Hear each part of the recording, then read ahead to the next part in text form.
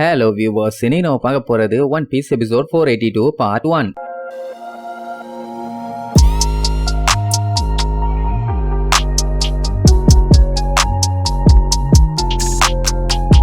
Open பண்ணா போன பார்ட்ல நம்ம ஒயிட் பியர்டு பண்ண அட்டாக்ல அங்க இருக்க பில்டிங்ஸ் மொத்தமும் கண்ணா பின்னான்னு ஒட்டஞ்சு செதற ஆரம்பிச்சிரும். சொல்ல போனா அந்த மரைன் ஃபோர்ட் இப்போ பயங்கர டேஞ்சர்ல இருக்குது. எப்படியாச்சும் ஒயிட் பியர்டை ஸ்டாப் பண்ணி ஆகணும், இல்லாட்டி மொத்தமா இந்த இடம் அழிஞ்சு போயிடும். ஒண்ணு மட்டும் உறுதி, இதே மாதிரி ஒயிட் பியர்டு அட்டாக் பண்ணிட்டு இருந்தாருன்னா மொத்தமா இந்த ஐலாண்டே கம்ப்ளீட்டா அழிஞ்சிரும். ஆனா பாவம் அங்க மனுஷன் ரத்த கலரியோட நின்னுட்டு இருப்பாரு. அவரை பார்த்து அவரோட பைரட்ஸுங்க எல்லாருமே நாங்க எங்க பாப்ஸை விட்டுட்டு வரமாட்டோம், நீங்க ஒழுங்கா எங்க கூட வாங்க, இல்லாட்டி நாங்க போக மாட்டோம்னு சொல்லி கத்த ஆரம்பிப்பாங்களா. உடனே அவருக்கு காண்டாயிரும். பின்ன ஒயிட் பியர்டு இவங்களோட கேப்டன், ஒரு கேப்டன் சொன்னா அவங்களோட குரூ அதை ஒழுங்கா கேட்கணும். அப்படி இல்லன்னா கேப்டனுக்கு என்ன மரியாதை, ஒழுங்கா போங்கடா முட்டா பயிலான்னு திட்டுவாரு. அவங்க உடனே டேடி வாடின்னு கத்துவாங்க. அங்க இருக்க சில சொம்ப நேவி ஆளுங்கெல்லாம் இந்த மாதிரி வீக்கா இருக்க டைம்ல அவனை அடிச்சாதான் அவன் சாவான் அப்படின்னு சொல்லிட்டு ஒயிட் பியர்ட கண்ட மேனிக்கு சுட ஆரம்பிச்சிருவானுங்க. அவனுக்கு அவ்வளவு பெரிய வீரனுங்கன்னா டைரக்டா போய் சண்டைக்கு போயிருக்கணும். ஆனா தூரத்துல இருந்து பயந்து போய் சுட்டுட்டு இருப்பாங்க. ஒயிட் பியர்டு பார்த்து காண்டாயி அவரோட ஆயுதத்தை வச்சு கீழே ஒரே அடி. தூரத்துல நின்று சுட்டுட்டு இருந்த அத்தனை பேருமே அவர் அடிச்ச போர்ஸுக்கு பறந்துருவானுங்க. அது மட்டும் இல்லாம ஒயிட் பியர்ட அவங்க குரூ மெம்பர்ஸால விட்டுட்டு போக முடியல. நாங்க உங்களை விட்டுட்டு போமாட்டோம்னு சொல்லி கதறி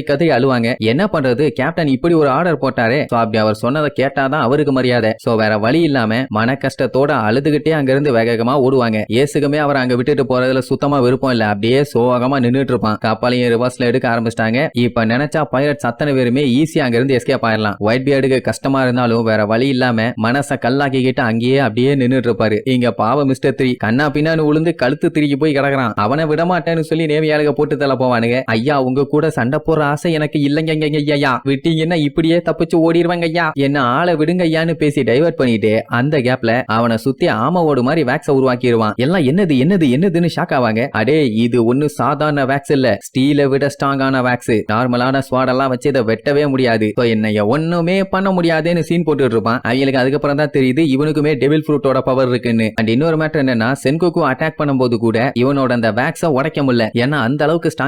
அட ஏச ப்ரொடெக்ட் பண்றதுக்காக மேல ஷீல்டு மாதிரி போட்டால, அதான் லைட்டா மேல தூக்கி நீ அண்டர் எஸ்டிமேட் பண்ணாதீங்க, நான் ஸ்ட்ராங்கான ஆளுன்னு பில்டப் பண்ணும்போது தலைக்கே எய்ம் வைப்பானுங்க. ஆள உரா சாமின்னு அந்த ஓட புடிச்சுக்கிட்டு அப்படியே நகர்ந்து அங்க இருந்து ஓட ஆரம்பிச்சிருவான். இங்க ஒயிட் பியர்டு ருத்ர தாண்டவம் ஆடிட்டு இருக்கிறதுனால அங்க இருக்க பில்டிங்ஸ் எல்லாம் கண்ணா பின்னான்னு செதறுது. எந்த நேவியாலையுமே அவர் பக்கத்துல கூட போக முடியல. அவனுக்கு ஒரு கான்பிடென்ட் என்னன்னா, ஒயிட் பியர்டோட பாடியில கண்ணா பின்னான்னு அடி விழுந்து பாடி மொத்தமும் செதஞ்சு போச்சு. அப்படி இருக்கும்போது ஈஸியா ஜெயிச்சலாம் நினைச்சுதான் திருப்பி அட்டாக் பண்ண போனானுங்க. ஆனா அவர் அடிக்கிறத பார்த்துட்டு இவ்வளவு அடிபட்டுமே ஒயிட் பியர்டுக்குள்ள இவ்வளவு பவர் இருக்கான்னு ஷாக் ஆயிருவானுங்க. அப்போ சென்கோக்கு வந்து என்ன சொல்லுவான், அவனுக்கு ஏச காப்பாத்துறதுல எந்த ஒரு இன்டென்ஷனுமே இல்ல, ஆனா இந்த மரைன் ஃபோர்ட மொத்தமா ஓஷனுக்குள்ள முங்க வைக்கணும் தான் அவனோட ஐடியா, அதுவும் அவனோட சேர்த்தி முங்க வைக்க போறாங்கிற மாதிரி சொல்லுவான். எல்லாத்துக்கும் பயங்கரமா ஷாக் ஆகும். அதே நேரம் இங்க லூஃபி கிட்ட அடி வாங்கினாரே கார்ப்பு, அவர் அப்படியே ரத்த கலரியோட கேஷ்லா எந்திரிப்பாரு. அவருக்குமே இப்பதான் மேட்டர் புரியுது, அவன் இந்த பைரட் டெராவியை மொத்தமா மாத்த ட்ரை பண்றான்னு. சொல்ல போனா இதுதான் அதுக்கான கரெக்டான டைம். அப்படியே கட் பண்ணி சபாடி ஆர்கிபெலகோல காட்டுறாங்க. அங்க இருக்க மக்கள் எல்லாத்துக்குமே ஒரே குழப்பம்.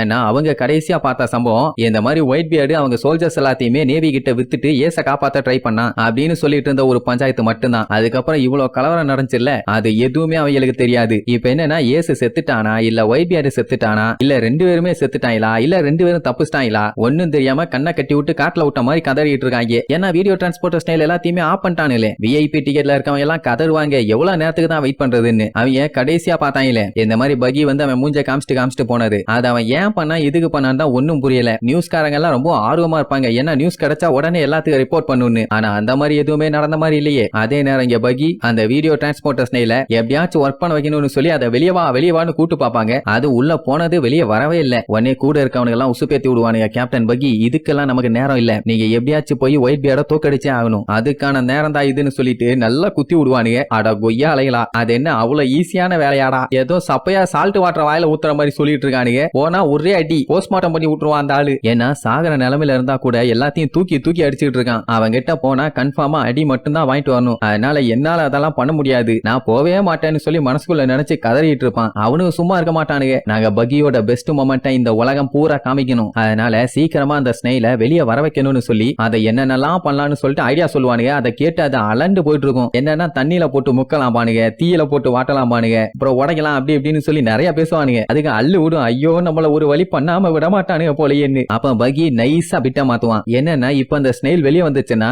இவங்க ஆளுங்க பூரா போய் ஒயிட் பியர்டு கிட்ட சண்டை போட சொல்லுவானுங்க. அதனால அவன் என்ன சொல்லிடுவான், அட விடுங்கப்பா, அந்த டிரான்ஸ்போர்ட்டர் ஸ்னெயிலே பாவம் நேவிக்கு அடிமையா வேலை பார்த்துட்டு இருந்துச்சு, இந்த மாதிரி எல்லாம் சிக்கி சினா பின்னமாகும்னு அதுக்கு தெரியுமா என்ன, பாவம் அதை விட்டுருங்க, அது போகட்டும்னு வேற சொல்லுவானா. அவ்வளவு நேரம் பயந்துகிட்டு இருந்தது நமக்காண்டி ஒருத்தன் பேசுறானேன்னு சந்தோஷப்படும். இவனுக்கு விரதா இல்ல, ஏன்னா இவன் சண்டை போறத அவனுக்கு உலகம் பூரா காமிக்கணுமாமா. அதுதானே பிளானு. நீங்க அந்த பிளான மாத்தீங்களே, என்ன இப்படி பண்றீங்க அப்படி இப்படின்னு சொல்லி இப்ப பகிக்கு எதிரா திரும்ப ஆரம்பிச்சிருவானுங்க. உடனே பகிக்கு என்ன பண்றதுன்னு தெரியல. ஏன்னா இங்க இருக்க ஜெயில் கைதிங்க யாரும் சாதாரண ஆளுங்க இல்ல, எல்லாருமே இம்பல் டவுன்ல உள்ள ஸ்ட்ராங்கான ஜெயில் கைதிங்க. இவனை எதிர்த்து வந்தானுங்கன்னா போட்டு பொளந்துருவானுங்க. அதனால எப்படியாச்சும் சமாளிக்கணுமேனு சொல்லிட்டு இருக்கும் போதே அந்த டிரான்ஸ்போர்ட்டர் ஸ்னெயில் அதுவா வெளியில வந்துரும். அதுவும் நம்ம பகிய பார்த்து கதறி கதறி அழும். ஏன்னா சென்டிமெண்டா பேசி அந்த ஸ்னெயிலோட ஹார்ட்டை டச் பண்ணிட்டானாமா. உடனே சுத்தி இருக்கவங்க எல்லாம், ச்சே நம்ம கேப்டன் எவ்வளவு பெரிய ஆளு, ஒரு ஸ்னெயிலோட மனசையே தொட்டுட்டாருன்னா அவர் என்ன சாதாரண மனுஷனா, அவரால் அந்த உலகத்துல இருக்க எல்லாரோட மனசையுமே தொட முடியும், அவருதான் இங்க கேப்டன் பகின்னு சொல்லி அவனை பயங்கரமா பாராட்ட ஆரம்பிச்சிருவானுங்க. ஆனா நம்ம பகியோட மனசுக்குள்ள பக்கு பக்குன்னு இருக்கும். அட சண்டால சனியனே, இவ்வளவு நேரம் உள்ளதானே இருந்தேன், அப்படியே இருக்க வேண்டியதானே, ஏன் வெளியில வந்து ஏன் உசுர வாங்கிட்டு இருக்க, இப்ப பாரு என்னைய போய் அவனுக்கு சண்டை போட சொல்லுவானுங்களே.